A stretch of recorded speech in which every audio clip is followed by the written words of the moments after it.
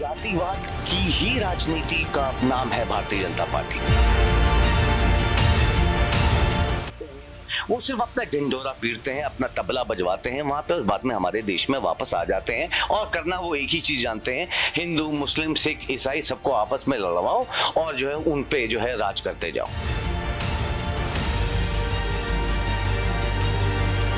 ऐसी जनता पे जो लूट मचाई गई है धर्म के नाम के ऊपर चश्मा पहना के,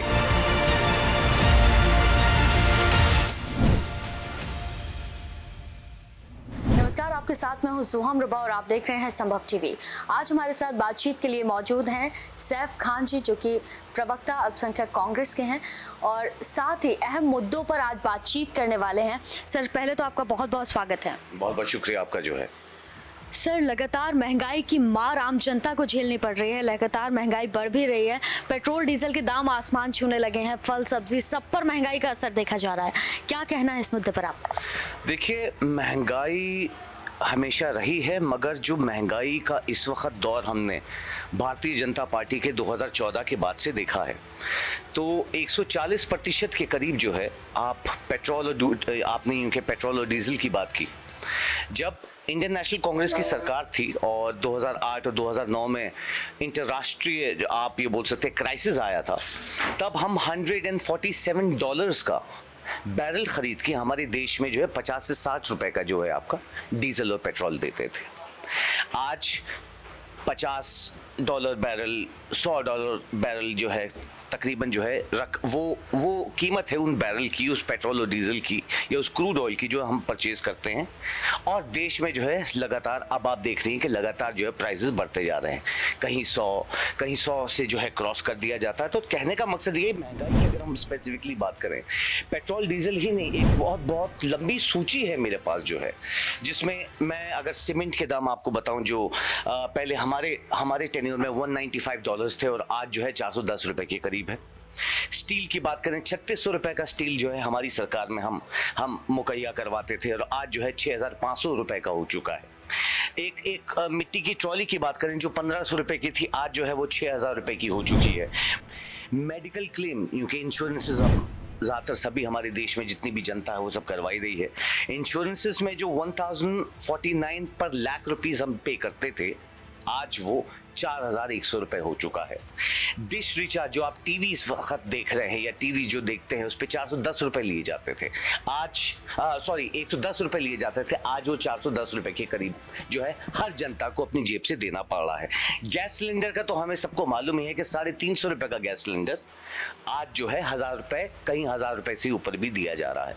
और ऐसी बहुत लंबी सूची। गैस की सब्सिडी हमारी सरकार में हम 250 रुपए देते थे, आज सब्सिडी को घटा के 0 कर दिया गया है। अब कोई सब्सिडी जो है वो गैस के ऊपर नहीं है। ट्रैफिक के चालान अगर आप देखेंगे, जहां पहले 100 रुपए हुआ करते थे, आज जो है 10,000 रुपए के कर दिए गए हैं। तो ऐसी जनता पे जो लूट मचाई गई है धर्म के नाम के ऊपर चश्मा पहना के, और जो लूट मचाई गई है कि मेन मुद्दों के ऊपर ना आ जाए, उस लूट का ये नतीजा है कि आज हमारे देश में जो है डेप्थ, जो हम क्राइसिस की बात करें या डेप्थ की बात करें, 55,000 करोड़ हमारे ऊपर जो है पहले डेप्थ था हमारे ऊपर, हमारे देश के ऊपर जो है, आज बढ़ के 1000 करोड़ से ऊपर हो चुका है हमारे देश में। हाँ जी, महंगाई जो है बढ़ चुकी है। मैं आपको यही बता रहा था कि देश की जो पहले जो डेप्थ था या जो कर्जा था हमारे देश के ऊपर, वो 55,000 करोड़ था, आज जो बढ़ के 10,000 करोड़ से ऊपर चला जा चुका है। और गरीबी रेखा की बात करें, GHI ग्लोबल हंगर इंडेक्स कह रहा है, जहां पे हम पहले 55वें रैंक पे थे, आज जो है 103वें रैंक के ऊपर खड़े हैं। यानी हमारे देश में जो है भूखमरी, महंगाई, गरीबी बढ़ गई है। और लगातार हम ये जगह देख ही रहे हैं कि भूखमरी से, महंगाई से हम सब लोगों की क्या हालत है। ड्राइविंग लाइसेंस की अगर बात करूं, जहां वो 250 रुपए के होते थे, आज वो 5,500 रुपए के हो चुके हैं अगर आप बनवाने के लिए जाएंगे तो। गन का लाइसेंस, बंदूक के लाइसेंस की बात करते हैं, 1000 रुपए के जहां थे वो आज 6000 रुपए के बनवाने के लिए हो चुका है। बिलो पॉवर्टी लाइन, यानी जो हमारे देश में गरीब रेखा के अंडर लोग थे, जहां हमारी सरकार में जो है हम 40 करोड़ लोगों को ऊपर लेके आ चुके थे गरीबी रेखा से, आज 80 करोड़ से ऊपर हैं भूखमरी और गरीबी रेखा से, जो बीपीएल की अगर आप बात करते हैं या गरीबी बिलो पॉवर्टी लाइन के लोगों की बात करते हैं। रेलवे टिकट जो है 5 रुपए के थे आज 50 रुपए के हो गए। तो ऐसी बहुत सारी चीज़ें हैं जो आप अगर एक्साइज ड्यूटी की बात करें, आप सर्विस टैक्स की बात करें, हर जगह जो है आपने महंगाई बढ़ा के हमारे देश की जो है हालत ये कर रखी है कि अनएम्प्लॉयमेंट सबसे ज़्यादा बढ़ गया है। आज 40% के करीब जो है बेरोजगारी हमारे देश में रिकॉर्ड हुई हुई है। श्रम विभाग 2016 में बंद करवा दिया जाता है कि कहीं बेरोजगारी का आंकड़ा जनता के सामने ना आए। दिक्कत यह है हमारे देश में कि धर्म का चश्मा पहना के जो है इन सब मेन मुद्दों के ऊपर, जो आज महंगाई है सबसे बड़ा, उनके ऊपर जो है कैसे पर्दा डाला जा सके, ये भारतीय जनता पार्टी को जो है बहुत अच्छी तरीके से आता है। सर, आपका कहना यह है कि कांग्रेस की सरकार में सभी काम हुए हैं, लोगों को सभी सुविधाएं मिली हैं और महंगाई भी इतनी नहीं थी, बेरोजगारी नहीं थी, रोजगार पर ध्यान दिया गया, सारी फैसिलिटीज़ कांग्रेस की सरकार में मिली हैं। लेकिन अब जो चुनाव हुए हैं 4 राज्यों में पूर्ण बहुमत के साथ सरकार बनाई है बीजेपी ने, आखिर क्या वजह है कि कांग्रेस को लोग पसंद नहीं कर रहे हैं? नहीं, देखिए, कांग्रेस को लोग पसंद नहीं कर रहे की बात नहीं है इसमें। जो जैसे लोगों को धर्म के नाम पे मैंने आपको बताया कि जैसे लोगों को धर्म का चश्मा पहना के जो है इन मेन मुद्दों से हटाया गया, वैसे ही इस सरकार की यही कोशिश रहती है कि हर जगह कम्युनल वायलेंसेस, लड़ाई करवाते हुए इन 14% मुसलमानों को जो हमारे देश में हैं उनके ऊपर कैसे जो है अत्याचार बढ़ा के उनको ये दिखा के कि इनसे इन 80% लोगों को खतरा है और जो है उनका वोट कन्वर्जन कर सके। प्लस मैं साथ साथ में ये भी क्लीन चिट नहीं दूंगा कि ईवीएम की इसमें कोई वो चीज़ नहीं है।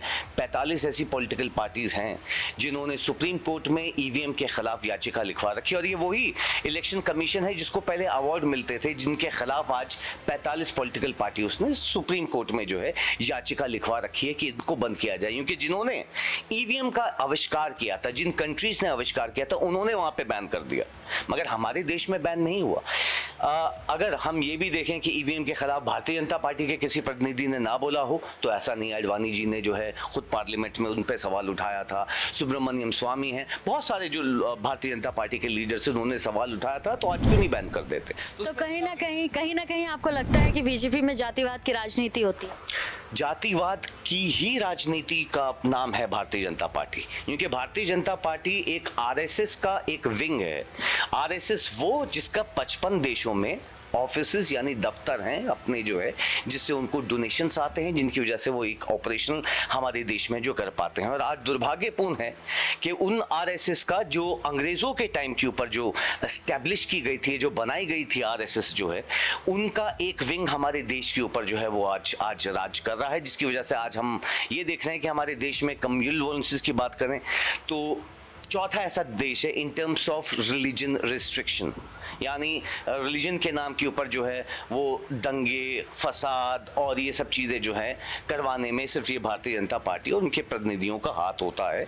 और अफसोस की बात ये है क्योंकि सरकार अब इनकी ज़्यादातर दूसरे स्टेटों में है, तो वहाँ जिन जिन जगहों के ऊपर इनकी सरकार है वहाँ पे ये किस्से जो है हमें देखने को मिलते हैं। और बहुत अफसोस की बात है कि हमारे देश में आज ये सब चीज़ें चल रही हैं, जो बहुत ज़रूरी है कि इन सब चीज़ों के ऊपर जो है रोक लगानी चाहिए। बहुत बहुत शुक्रिया बातचीत के लिए। तो हमारे साथ मौजूद थे सैफ खान जी, जो कि अल्पसंख्यक प्रवक्ता कांग्रेस हैं, और कैमरा पर्सन मोहन के साथ मैं सोहम रुबा, संभव टीवी।